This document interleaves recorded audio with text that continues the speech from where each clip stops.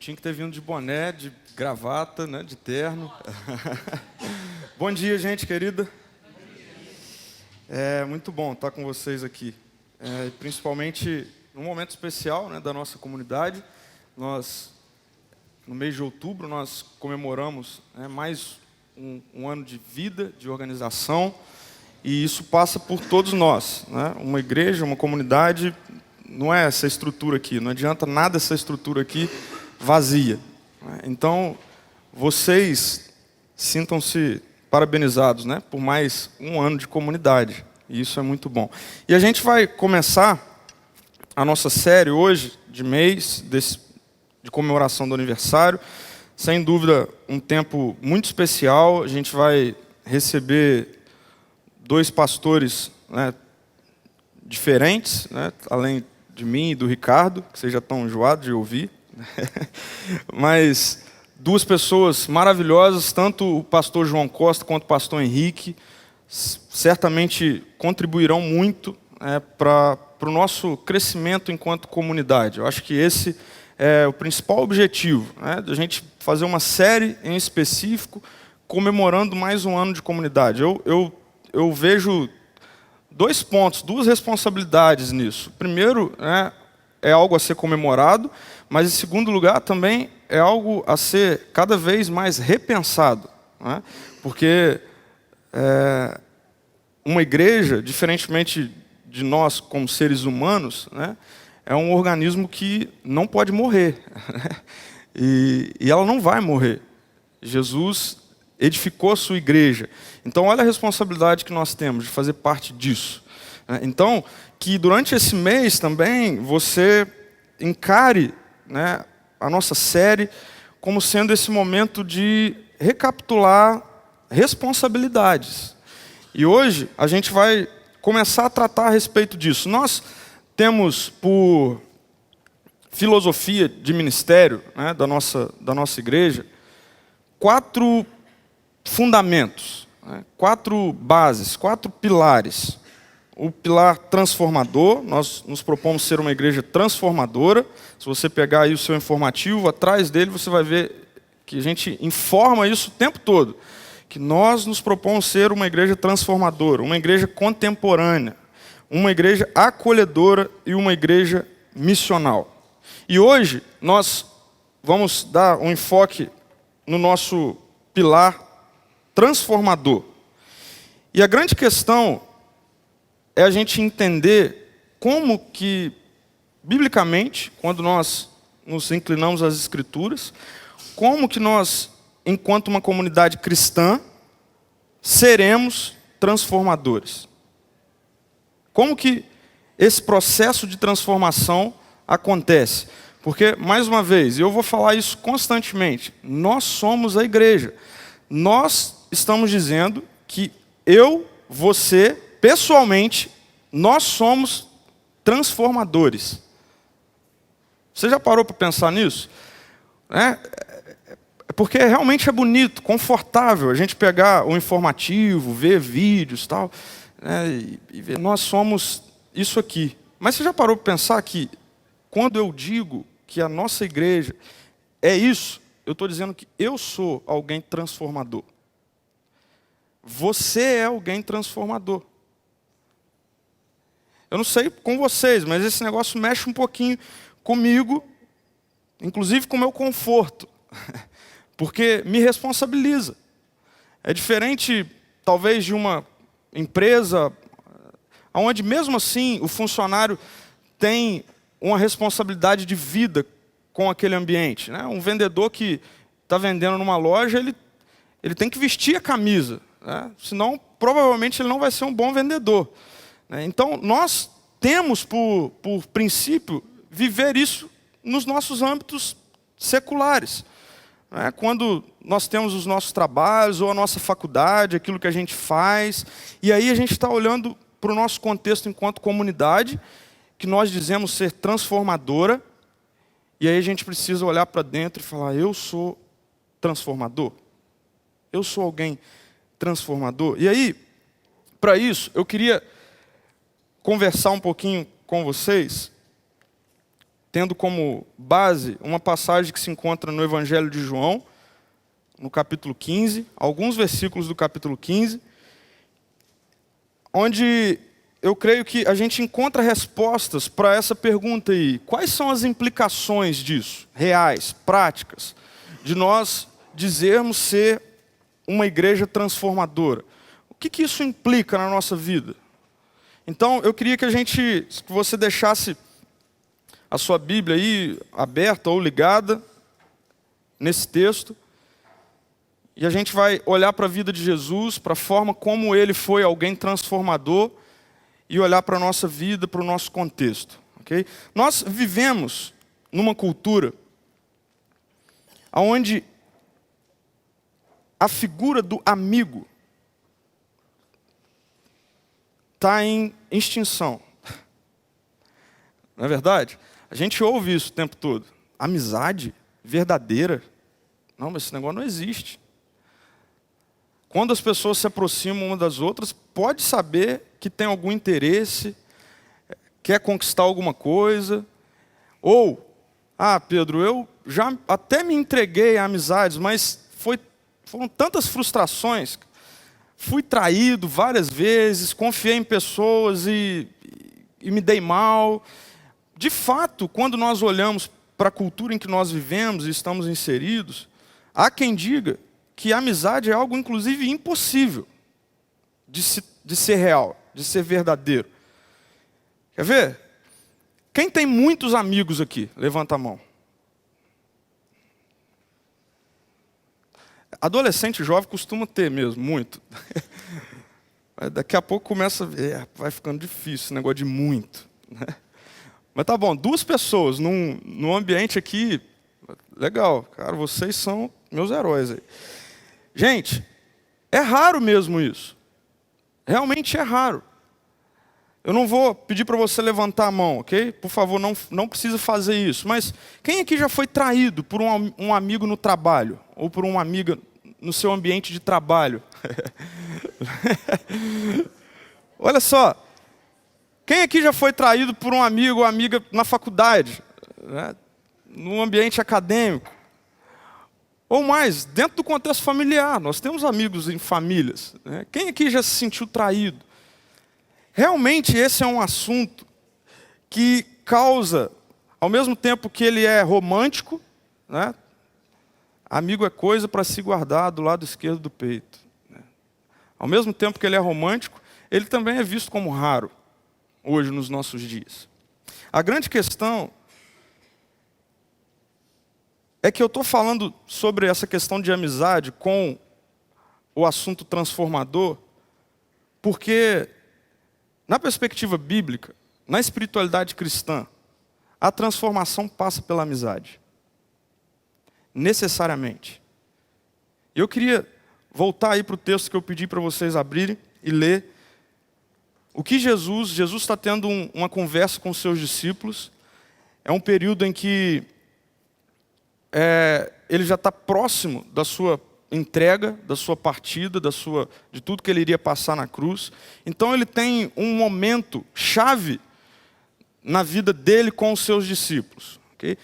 E a gente encontra isso desde João no capítulo 13 até o capítulo 17. Esse momento que Jesus está ali conversando com os discípulos, meio que num tom de despedida, mas também num tom de responsabilidade. E aí chegamos então nesse contexto de João 15, no versículo 15, que diz assim, Jesus está falando para os discípulos: já não os chamo servos, porque o servo não sabe o que o seu Senhor faz.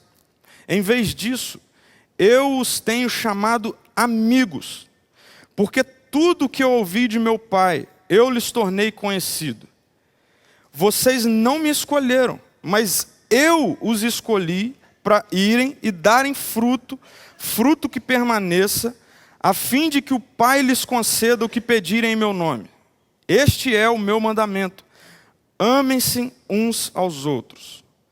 Se o mundo os odeia, tenham em mente que antes me odiou. Se vocês pertencessem ao mundo, ele os amaria como se fossem dele. Todavia, vocês não são do mundo, mas eu os escolhi, tirando-os do mundo. Por isso o mundo os odeia. Gente, querido, nós temos pelo menos aqui nesse contexto 3 implicações para a nossa comunidade. E lembra, isso passa pela sua vida pessoal, pela minha vida pessoal, de nos propormos ser uma igreja transformadora.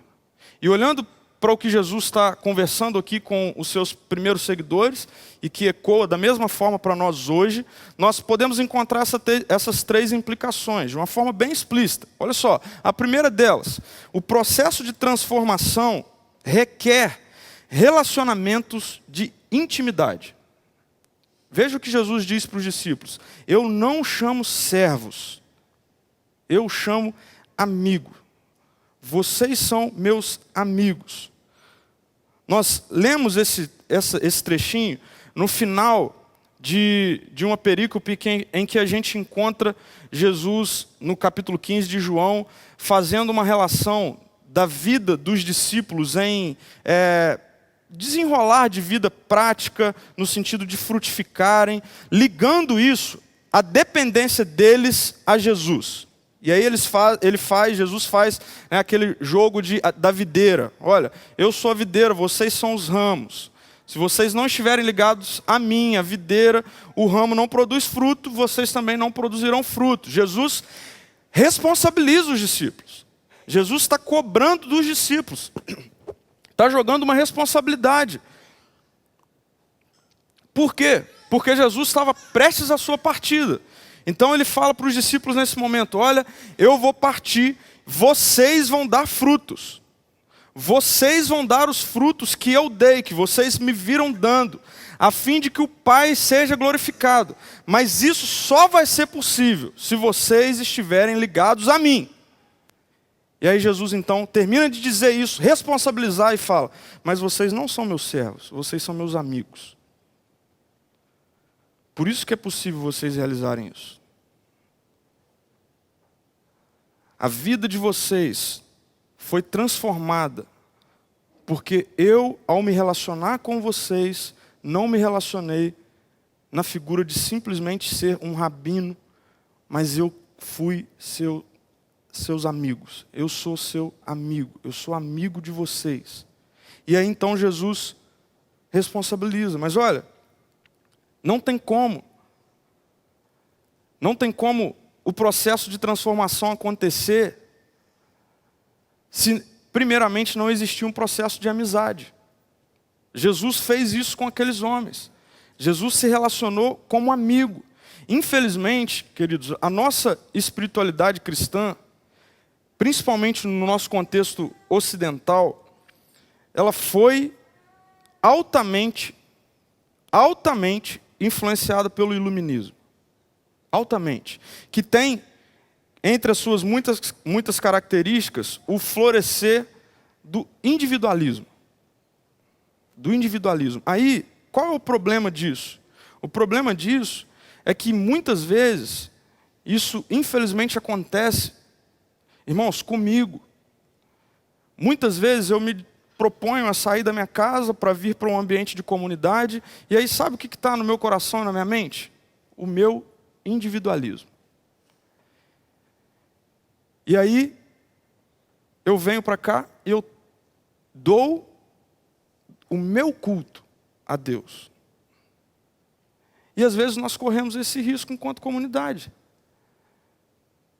De cada um de nós, cada um das nossas famílias, saímos das nossas casas ao domingo, ou outro dia, para prestar o nosso culto individual a Deus.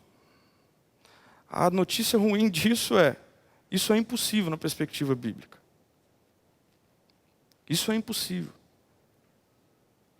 Por mais que Jesus, através da sua morte e ressurreição, alcança a cada um de nós, pessoalmente, mas tire da sua mente a palavra individual, pessoal, Jesus fez algo pessoal, mas na perspectiva bíblica, o tempo todo, o movimento de Deus, tanto no Antigo quanto no Novo Testamento, é em resgate de um povo, de uma comunidade.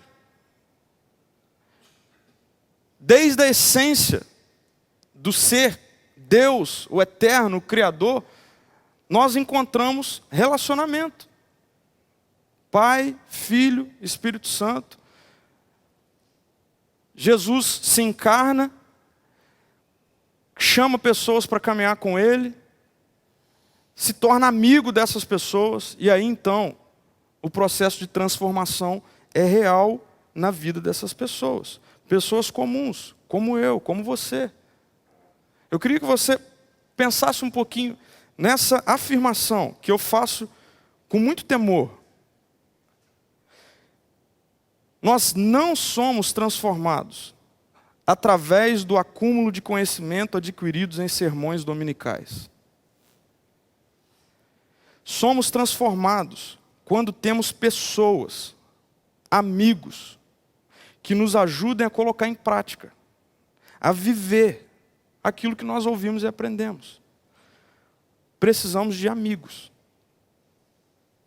para isso acontecer. E lembra, eu estou dizendo e afirmando isso olhando para como Jesus transformou vidas. Eu tornei amigo de vocês. Eu não os chamo mais de servos, porque o servo não sabe o que o seu Senhor faz. Eu chamo vocês de amigo. Vocês são meus amigos. E a gente precisa olhar para esse movimento de Jesus e trazer para esse movimento, movimento até nós, enquanto uma comunidade que se diz ser transformadora. Para sermos transformadores, nós precisamos disso aqui. Nós precisamos de relacionamentos de intimidade. Não existe, é impossível, na perspectiva bíblica, cristã, eu vir para cá, numa comunidade, prestar o meu culto a Deus. Nós prestamos culto a Deus, em comunidade, juntos. Mas, eu queria ainda continuar nesse ponto. Eu estou lendo um livro, eu e o Ricardo estamos lendo esse livro. Esse livro tem mexido com a gente bastante. E quando o autor, ele chega no momento lá da tese dele, em que ele fala da edificação de uma igreja. É um livro que traz uma perspectiva de igreja missional e eles fazem uma leitura muito interessante a respeito disso, de plantação de igrejas e tudo mais. Mas o nosso assunto hoje não é esse especificamente, mas quando ele fala da edificação de uma igreja, quando uma igreja é edificada, ou seja, nós temos 4 bases, certo?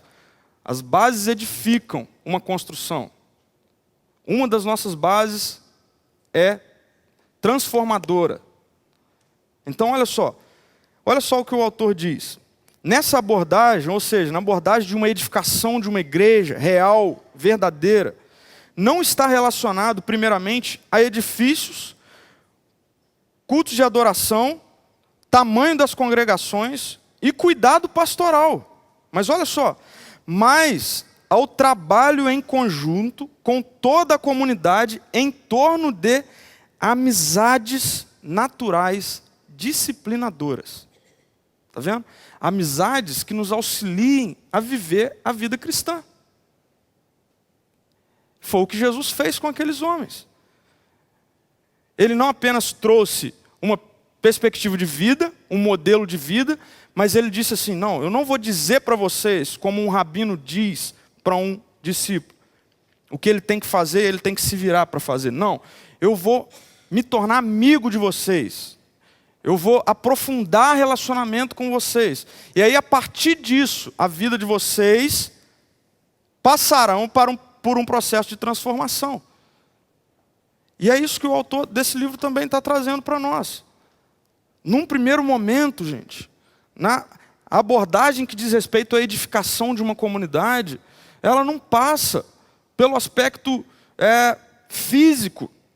Se o prédio é assim ou é assado, se tem som bom ou não tem, se tem música boa ou não tem, se tem...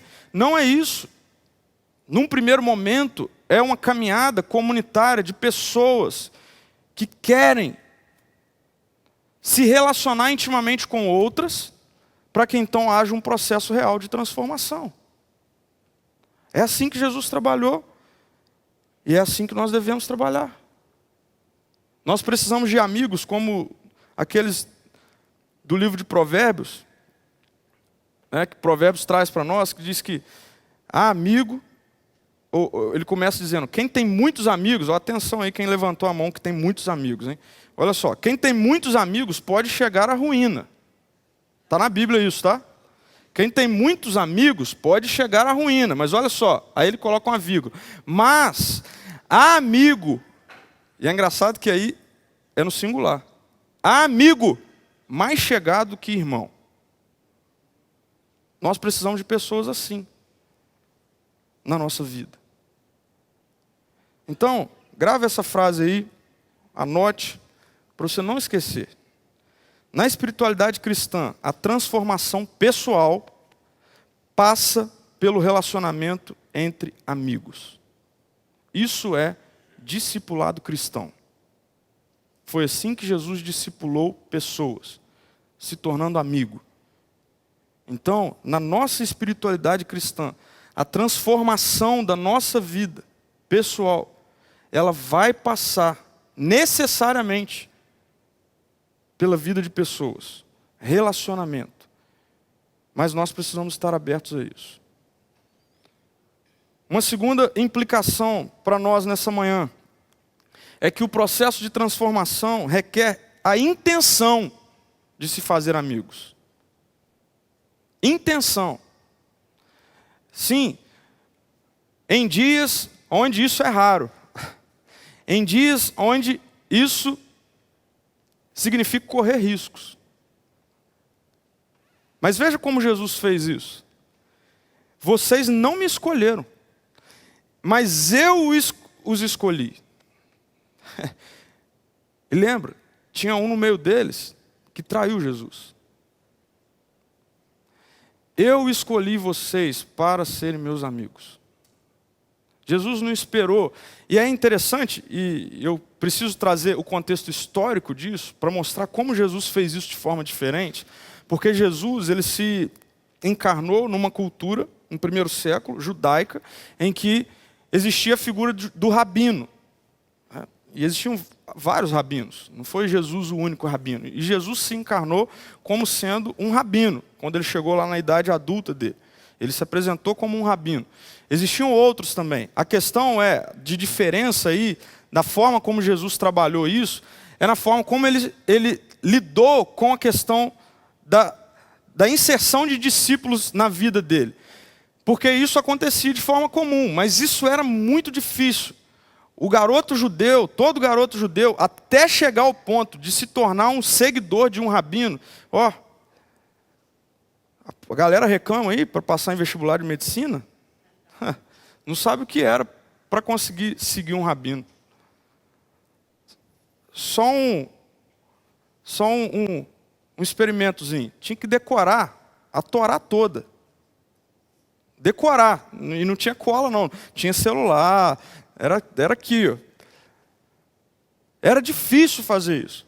E aí, então, depois que um garoto judeu passava por todo o processo, que levava anos, ele, então, já jovem, na maioria das vezes eles ficavam entusiasmados, né, com algum rabino que eles tiveram aulas durante esse processo aí. E aí, então, depois de tudo isso, ele chegava para um rabino e falava, olha, permita-me que eu me torne um discípulo seu. E ainda tinha uma outra prova. Agora desse rabino para com o garoto, para falar, vamos ver se você merece se tornar um seguidor meu. Aí vem Jesus, andando pela praia, chega para alguns pescadores, que estavam com seus pais. Aí tem um outro detalhe. O detalhe impressionante da graça de Deus aqui é que quando um garoto judeu não ia tão bem assim nessas provas, eles eram reunidos lá e aí o diretor da escola, né, chegava para eles e falava assim, olha, legal o tempo que vocês estiveram aqui, mas agora vão tornem-se seguidores dos seus pais, aprenda a profissão do seu pai, e aí vai trabalhar com o seu pai. Às vezes a gente não entende, por que tem alguns detalhes, né, na Bíblia? E aí a gente tem esse detalhe, que quando Jesus chega para chamar alguns seguidores, ele estava trabalhando com seu pai. Sabe o que isso significa? Que eles não foram os melhores. Que eles não mereciam seguir um rabino. Aí Jesus fala, larga isso aí e vem me seguir. Jesus foi intencional em se tornar amigo. Intencional. E aí então ele pode chegar no final aqui, desse texto básico que nós estamos lendo, e dizer, eu quero que vocês deem frutos, a fim de glorificar ao meu Pai. E vocês podem fazer isso porque eu sou amigo de vocês. Eu caminhei com vocês.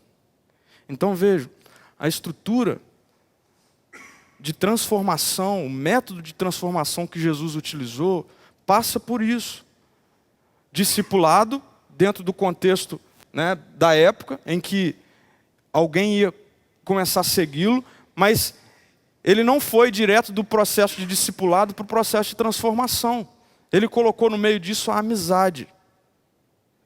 A amizade, relacionamento verdadeiro, íntimo. Não é algo apenas mecânico, não é uma estrutura apenas interesseira, de um rabino que queria que alguns discípulos se tornassem parecidos com ele. Não, é uma estrutura em que, no meio do discipulado e da transformação, ele coloca amizade. E ele foi intencional em fazer isso. Infelizmente, irmãos, hoje, talvez, já pelo calejar dos dias, né, a gente vai até para o oposto disso. A gente não tem a intenção de ser amigo de ninguém. E nem de querer a amizade de ninguém. Pensa se isso já não aconteceu com você. Isso já aconteceu comigo. E muitas vezes isso acontece comigo. Eu não quero me relacionar com ninguém. Me deixa quieto. Eu quero até ir lá na igreja, vou lá, vou ouvir a pregação. Me deixa quieto. Sabe o que tem crescido muito? Crescido muito o número de pessoas que se tornam membros das igrejas, mas querem assistir pela internet, para ficar sentado em casa, sem precisar ver ninguém, se relacionar com ninguém, cumprimentar ninguém. Essa semana eu fui cortar o cabelo, e eu corto o cabelo sempre com a mesma pessoa. E há algum tempo eu tenho me incomodado com essa coisa assim de, Senhor, eu tenho pedido a Deus, Deus, me livra de ser aquele em que sobe no púlpito para pregar, mas não vive isso. E aí eu estou querendo dizer de possibilidades, né? Nós falamos muito sobre vida missional, sobre essa coisa de dar da nossa intimidade e tudo mais e tal. E nós, pastores, a gente corre um sério risco de não viver isso. Não propositalmente, mas porque a circunstância acaba gerando isso. A gente só convive com discípulos de Jesus. E aí eu comecei a pedir, Deus, me dê de alguma forma oportunidade de ser missional.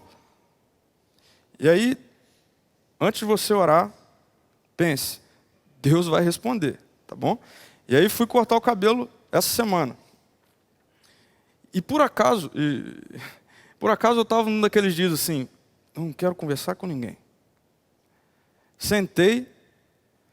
Primeiro eu fiquei esperando o cara vir. E aí eu já fiquei irritado com aquilo, né? Marquei a hora para o cara chegar na hora, né? E o cara estava lá tomando um cafezinho e fumando um cigarro. E eu já comecei a perceber o semblante dele. Aí ele senta, ele sabe que eu sou pastor, aí eu sentei, ele veio, ô pastor, me desculpa, cara. Eu falei, não, tudo bem. Ele, cara, eu tô depressivo, cara. Aí sabe aquela hora assim, eu pensei, Deus,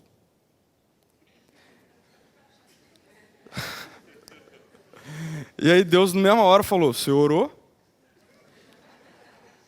E aí, eu ali cortando o cabelo, estava lotado, eu fiquei surpreso com a forma como ele se abriu.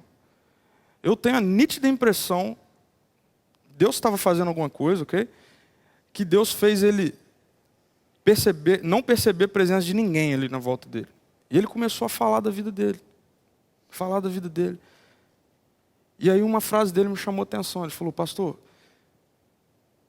é difícil esse negócio de ter amigo, né? Mas eu queria ter um amigo.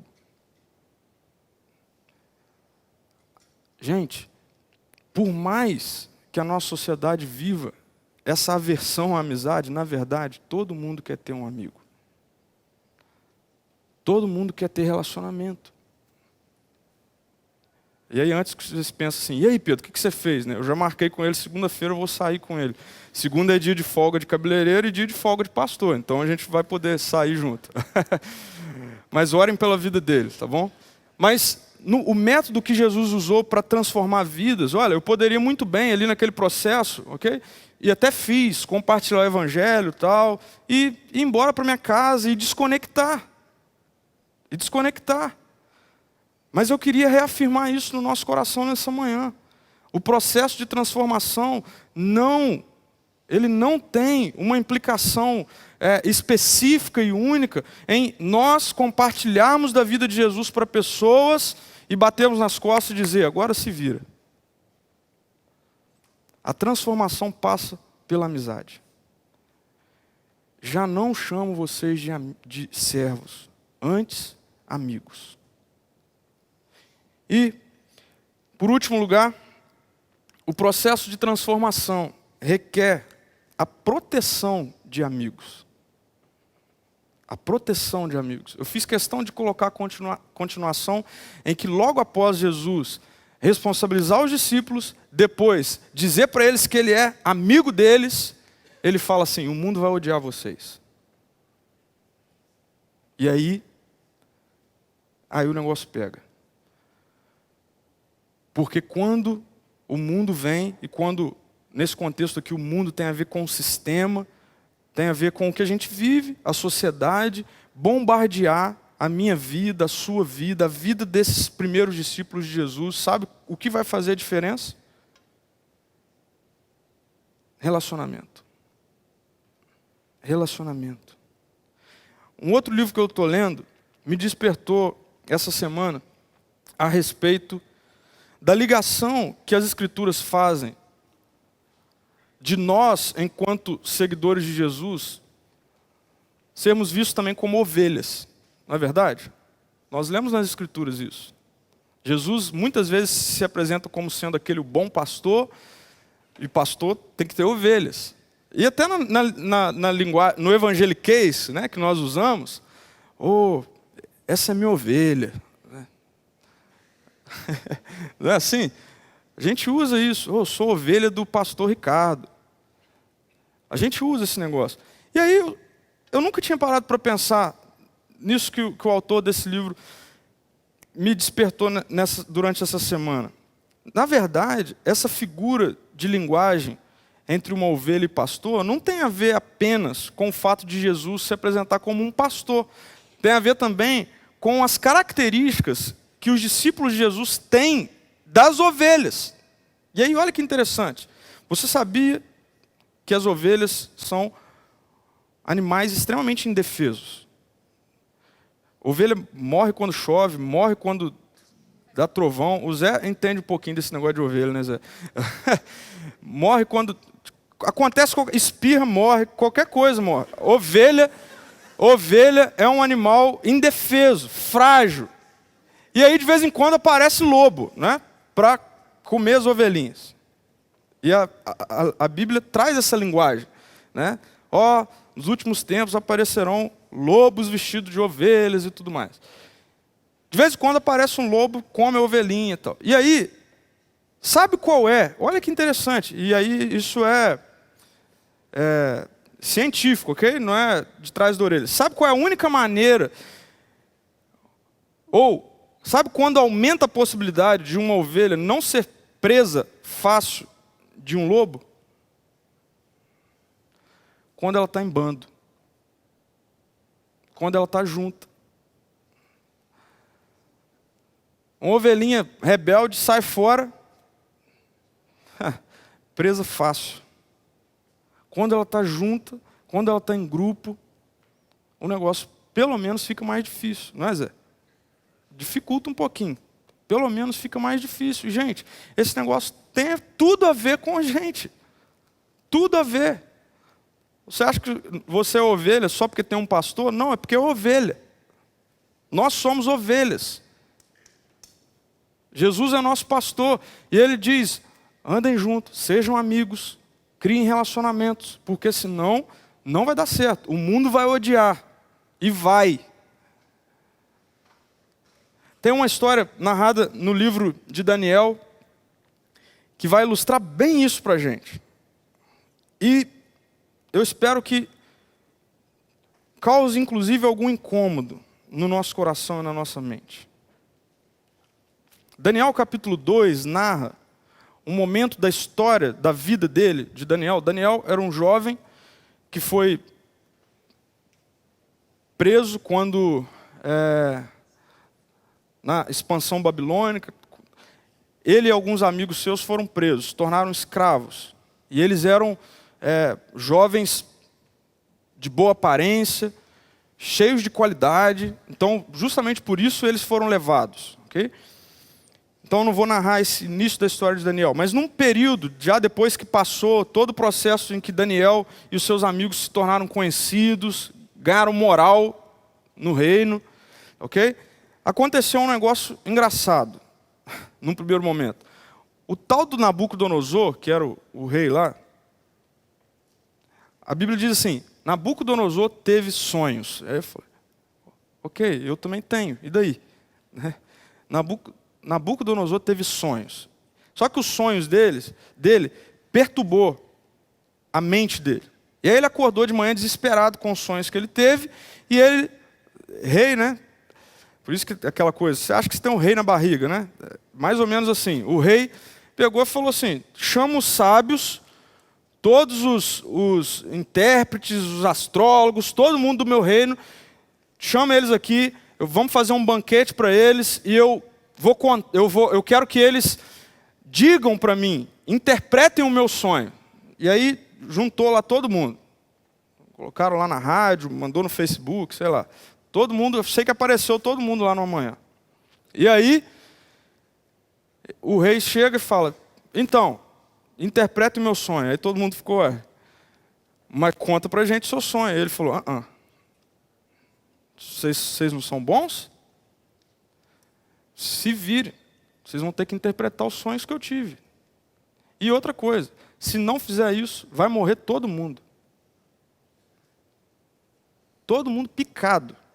Fazer pedaço de todo mundo. Você e sua casa, se vocês não interpretaram o meu sonho. Imagina. E os caras, mas é impossível esse negócio. Aí eu fico imaginando, né, no nosso contexto de hoje, mas vocês não ficam botando propaganda lá na internet, cartaz nos postes, de que vocês vão descobrir as coisas da vida dos outros e tal. Então vocês não são bons? Então faz. Aí todo mundo, não tem como. E aí eu sei que o negócio não teve como mesmo. E aí então o rei baixou o decreto lá, vai matar todo mundo. Daniel, não sei porque ele não estava nesse café da manhã com o rei. Eu sei que isso chegou no ouvido de Daniel.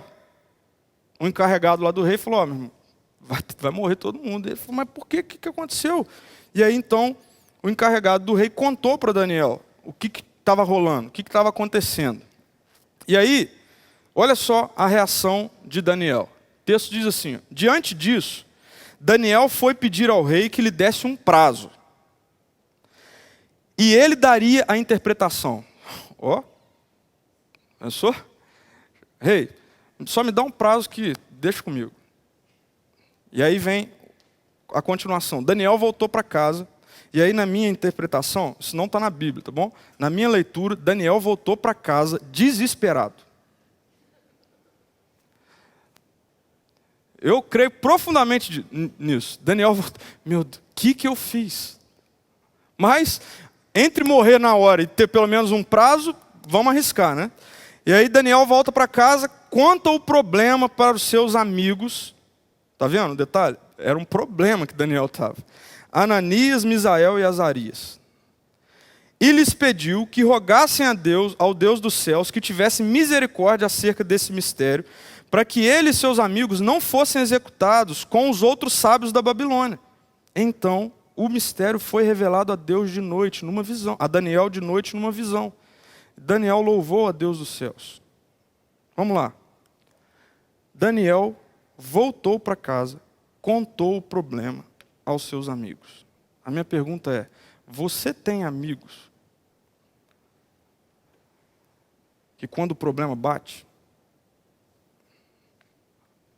você pode contar?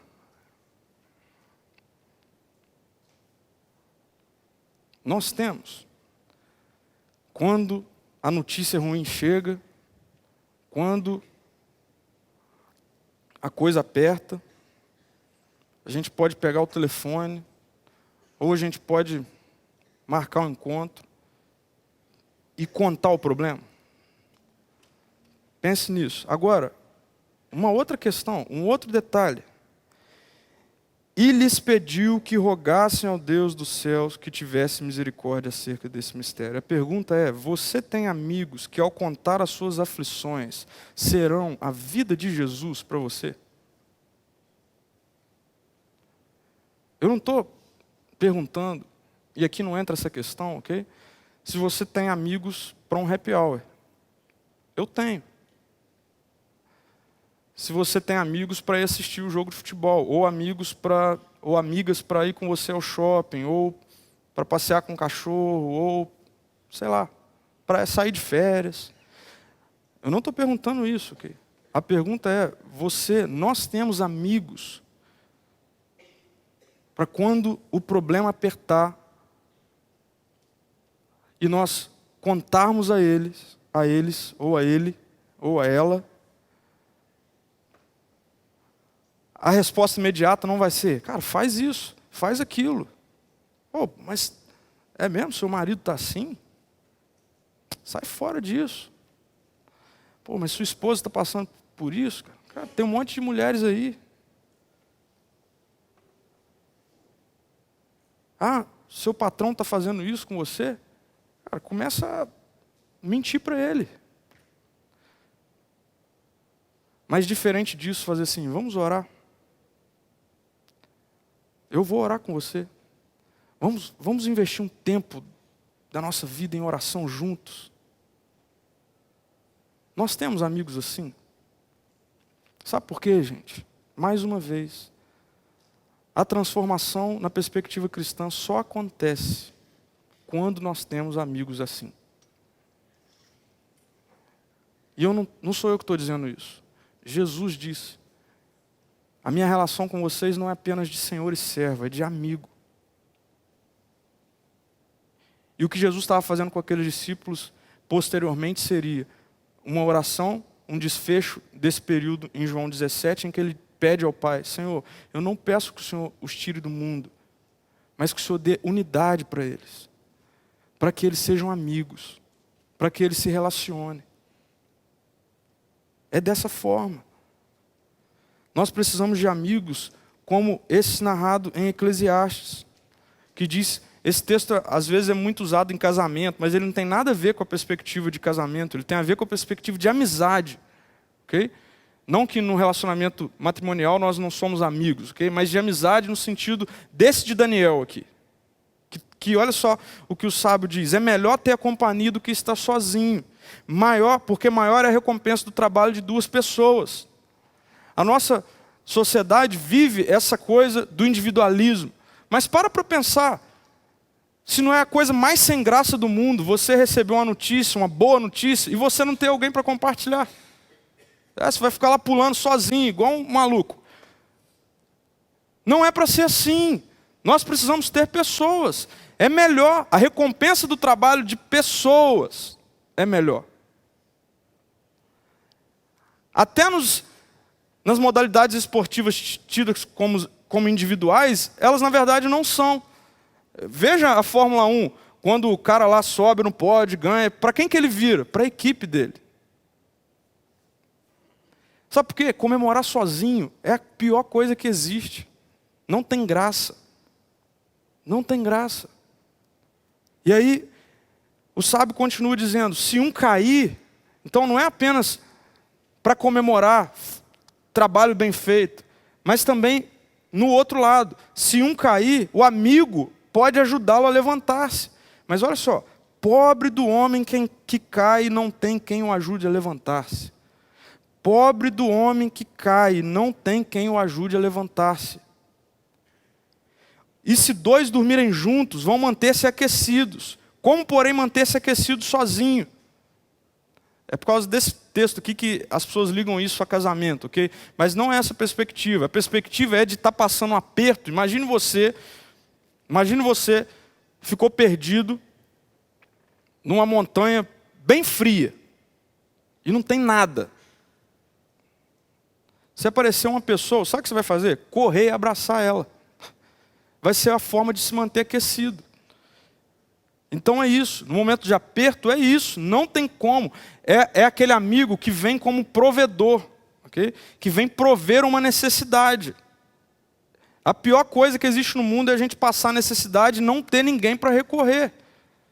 Eu costumo ilustrar esse texto aqui, agora lançaram, não vou fazer merchan aqui, mas lançaram um celular, né, uma bateria na verdade, que você carrega ela sozinha, e aí você tem o seu celular. E aí você anda com aquela bateria carregada lá na bolsa. E aí de repente a sua bateria acaba, aí o que essa outra bateria serve? A gente pega ela, coloca ela, e a bateria que está nela vai fazer o celular funcionar. Tem hora que a nossa bateria acaba. E ela acaba. O problema é a gente olhar para trás e não ter outra bateria chegando para falar, agora vamos com a minha carga, até você ser recarregado. Pobre do homem, da mulher que andar sozinho. Não tem jeito. Um homem sozinho pode ser vencido, mas dois conseguem defender-se. Um cordão de 3 dobras não se rompe com facilidade.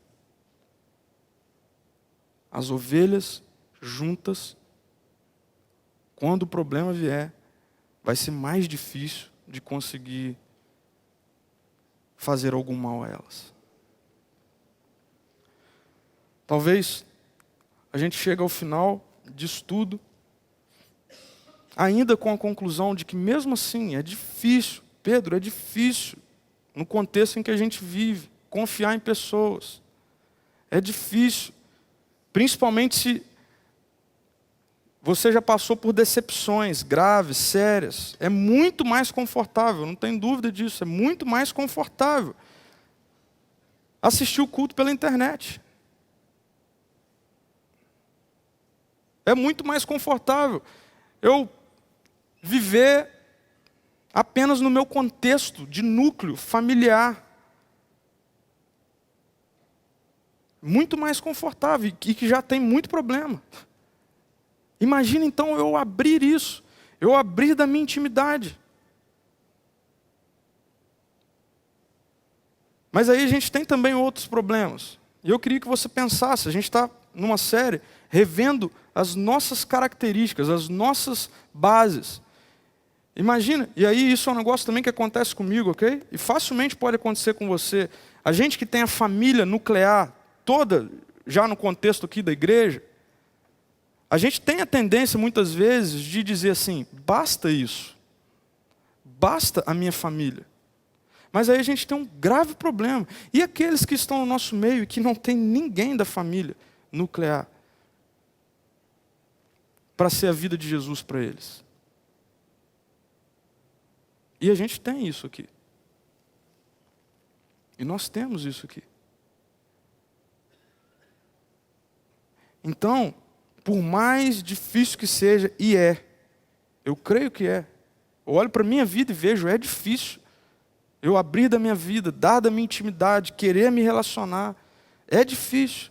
Mas aí, queridos, por causa do Evangelho, nós podemos, presta atenção nisso, nós podemos, nós temos poder.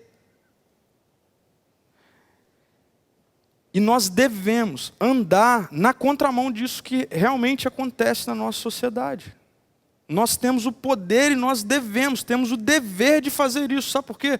Porque no mesmo texto, no mesmo contexto em que Jesus estava falando disso com os discípulos, olha só o que ele diz: ninguém tem maior amor do que aquele que dá a sua vida pelos seus amigos.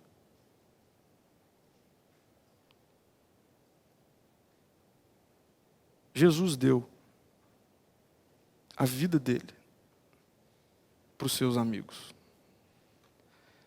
E sabe o que é o melhor? Por mais que eu talvez tenha passado por muitas decepções com amigos, e passei, por causa do que o Evangelho fez na minha vida, eu agora tenho o poder, e é isso que tem que ficar claro para nós. Nós temos o poder de olhar sim para decepções e tudo mais, mas não engessar a nossa mente e a nossa vida para novas perspectivas, porque Jesus é o nosso amigo. E é para Ele que nós devemos olhar. E Ele deu a vida dele por mim e por você. Seus amigos. Seus amigos. Jesus abriu o caminho disso.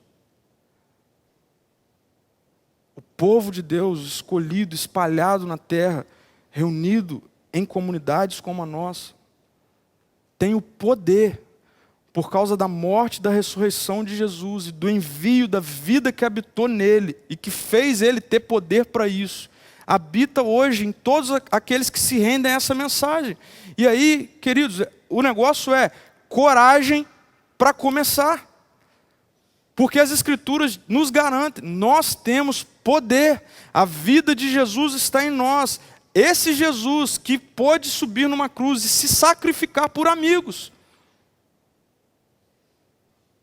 que caminhou por pelo menos 3 anos com um daqueles que ele sabia que iria traí-lo. Mas quando ele teve um diálogo com Judas, é engraçado, mas ele falou com Judas que o amava. E Jesus o amava como amigo. Então, a questão é, nós precisamos arriscar, porque o processo de transformação da nossa vida necessariamente passa pela vida de Jesus na vida uns dos outros. A gente precisa tornar esse negócio mais prático, gente. Quando nós falamos que Jesus está vivo, aonde que Jesus está vivo? Aonde que isso é revelado? Na vida uns dos outros. O Espírito Santo é a vida que habitou em Jesus plenamente. E que ao nos rendermos a essa mensagem, habita em nós. Eu sou a demonstração da vida de Jesus para a vida de alguém. Vocês são a demonstração da vida de Jesus para a vida de outras pessoas. Não tem como eu falar de discipulado sem citar Mateus 28. Nem vou projetar aqui. Mas Mateus 28, Jesus já havia morrido, ressuscitado, e ele teve alguns encontros com os seus discípulos, e um desses encontros é narrado em Mateus 28, mais especificamente nos versículos 16 a 20. E o texto diz assim: os 11 discípulos foram para Galiléia, para o monte em que Jesus lhes indicara. Quando o viram, o adoraram, mas alguns duvidaram. Então Jesus aproximou-se deles e disse: foi-me dada toda a autoridade nos céus e na terra. Portanto, vão e façam discípulos de todas as nações, batizando-os em nome do Pai, do Filho e do Espírito Santo, e eu estarei com vocês até o fim dos tempos. Responsabilidade. Jesus fala: agora eu não vou estar mais fisicamente entre vocês, a minha vida, tanto isso é real que ele fala: esperem, o meu Espírito vai descer sobre vocês, e aí vocês vão poder começar a fazer isso, ok? E aí vocês vão compartilhar da minha mensagem, as pessoas vão se render a isso, vocês vão batizar essas pessoas e ponto? Não, vocês vão ensiná-las a viver, ou seja, transformá-las. Como? Relacionamento, amizade. Então, irmãos, resgatando o nosso primeiro pilar, nós dizemos que somos uma igreja transformadora. A transformação passa pela sua vida, pela minha vida.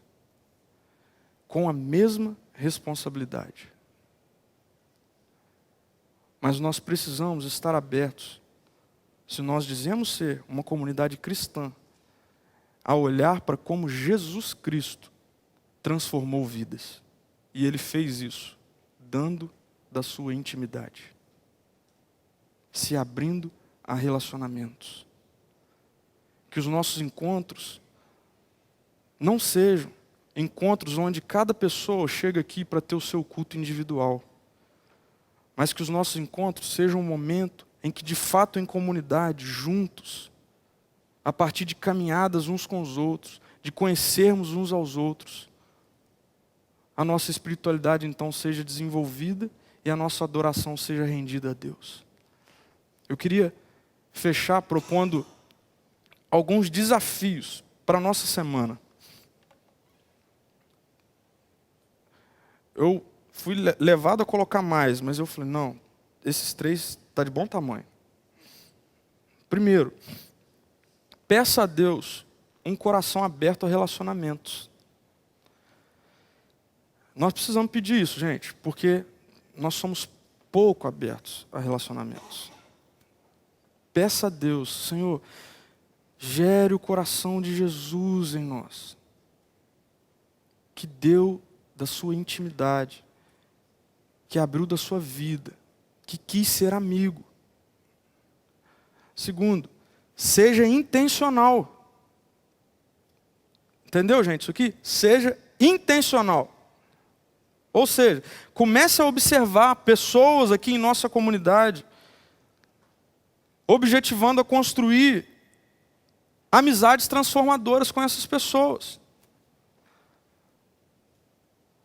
É com muito amor e temor que eu falo isso. Saia um pouquinho do arraial da sua casa. Todos nós fazemos parte de uma família estendida que temos como nosso irmão mais velho Jesus Cristo. E Ele nos une. Então a gente precisa olhar para o lado, olhar para frente, olhar para trás. Porque por mais que o sangue físico, biológico não seja o mesmo, o DNA espiritual é exatamente o mesmo. E a gente precisa conhecer as pessoas. Quem está na sua frente, quem está atrás, do lado. Quem está passando por problema, quem não está. Quem está passando necessidade. Então, seja intencional, comece a observar hoje. Talvez pessoas na sua faixa etária, talvez casais. Comece a observar pessoas em que em Jesus serão construídas amizades transformadoras. E por último, crie ambientes e oportunidades para estabelecer essas amizades. O que eu estou querendo dizer com isso? Chama para comer uma pizza. Chama para ir num restaurante. Chama para assistir um filme na sua casa. Abra a sua casa. Eu, quando cheguei aqui, por muito tempo, no qual eu estive aqui, não aqui na CPV, mas aqui em Campinas, essa região, eu fui, de uma certa forma, engessado por uma realidade. Pedro, a cultura do povo aqui é uma cultura das pessoas serem fechadas. E eu, ok. Só que Deus começou a me incomodar muito com isso. Tem me incomodado muito com isso. Sabe por quê? Porque a palavra de Deus diz que quando nós somos alcançados pelo Evangelho, nós passamos a ser peregrinos nessa terra. E nós chegamos com uma nova cultura. Então, querido, pode até ser cultural a dificuldade da gente, no nosso contexto, abrir as nossas casas, convidar alguém para sair. E aí, por isso, Jesus morreu e ressuscitou no seu lugar. Para tornar cultural aquilo que é contracultural. Então, seja intencional. Busque amizades aqui. Se relacione com pessoas aqui. Chame sim para ir na sua casa. Intencionalmente. Intimidade não é um negócio que nasce da noite para o dia, não. Jesus, quando falou isso para esses homens, ele já tinha passado muito tempo com eles. Mas lembre-se, uma hora ou outra a nossa bateria acaba. e vamos precisar de baterias extras. E o que vai fazer isso são as amizades transformadoras. Eu queria chamar o grupo de louvor aqui para a gente cantar de novo a primeira música. É muito interessante a letra dessa canção que diz, né? Não existe nada melhor do que ser amigo de Deus. Mas tem uma parte dela que fala que isso é visto através da comunhão. Então eu queria que a gente, como comunidade, iniciasse aí o nosso mês desafiando o nosso coração e a nossa mente a isso. Okay?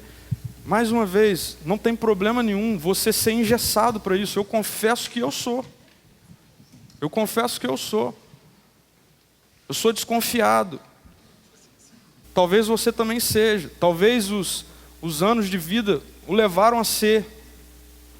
Mas a questão é, nós fazemos parte de um povo lavado, remido, comprado pelo sangue de Jesus, que vive em nós e que nos gera poder para podermos ser diferentes.